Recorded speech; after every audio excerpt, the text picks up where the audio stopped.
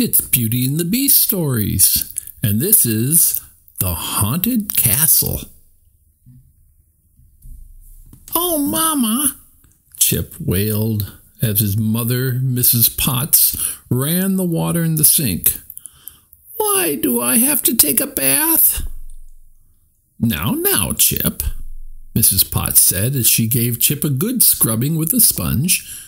"You want to look your best for the birthday party tomorrow, don't you?" "I guess so," Chip giggled. "That tickles," he said as Mrs. Potts patted him dry with a towel. "All right, we're all done," Mrs. Potts said. "Look, Belle," Chip cried as Belle walked into the kitchen. "I'm clean as a whistle." Belle laughed. "You look very nice," she said. "Are you excited about your birthday tomorrow?" "Am I?"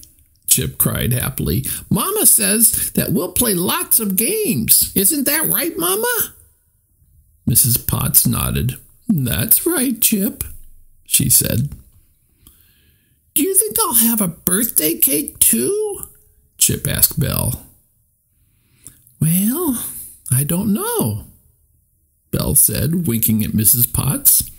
"I guess you'll just have to wait and see."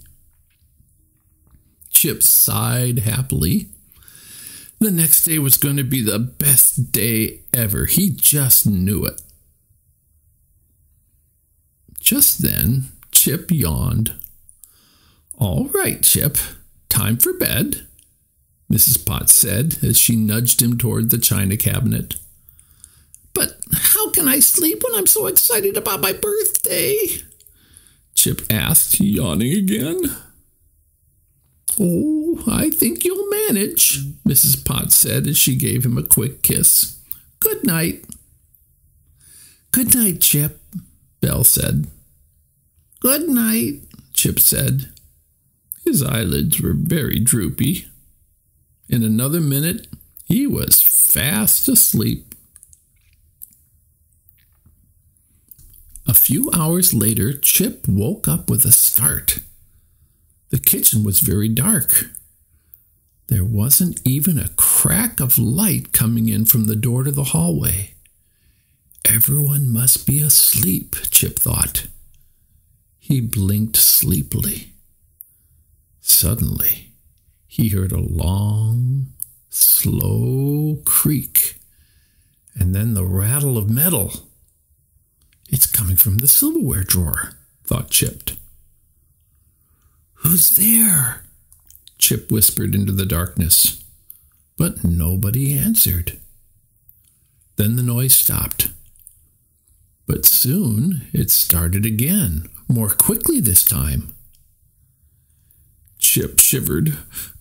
"Come out and show yourself," he said, trying to be brave. He wished there was some light in the kitchen. He couldn't see a thing. Suddenly, the drawer closed with a bang. Then Chip heard footsteps and the low click of the door closing. "I better go see who it is," Chip said as he jumped out of the china cabinet. "What if it's a ghost or a monster? I'll go warn Mama and Belle, and they'll wake up the beast." Chip was pretty sure the beast could scare away any ghost or monster that got into the castle, as long as someone warned in time. But he didn't want to wake anybody up until he was absolutely sure what they were dealing with. Carefully, Chip climbed down from the table and hopped into the hall. Someone had forgotten to close the curtains, and the light of the moon shone into the hallway. But Chip still couldn't see very well. Suddenly, a floorboard squeaked. Chip ducked behind some draperies. Then he heard voices. "I've got them," a voice whispered. "Good, let's go," another voice said. "The others awaiting. Others? Chip thought. Could the house be full of ghosts and monsters? Chip was scared, but he knew he couldn't just stand there while the creatures were roaming about. Sure enough, the floorboards above Chip's head let out a low squeak. There were ghosts and monsters everywhere. Thud, thud, thud. Some of the creatures were making their way up the stairs. Chip peeked out from behind the curtains to see what they looked like, but it was still too dark. Chip couldn't see very well. If he wanted to get a better look at them, he was going to have to follow them. The little teacup hopped up the stairs quietly. When he reached the second floor, he stopped. Along the wall, Chip saw a long shadow. It must be one of the monsters, he thought. It was enormous and had a large, bumpy head and sharp claws. It was even more frightening than the beast. Finally, the shadow of the monster disappeared into a room. Chip just had to see what the monsters looked like, so he decided to go in. He took a deep breath, quickly hopped to the door, and let it swing open. When he saw what was inside, he let out a gasp. "Chip," Belle cried, "what are you doing up so late?"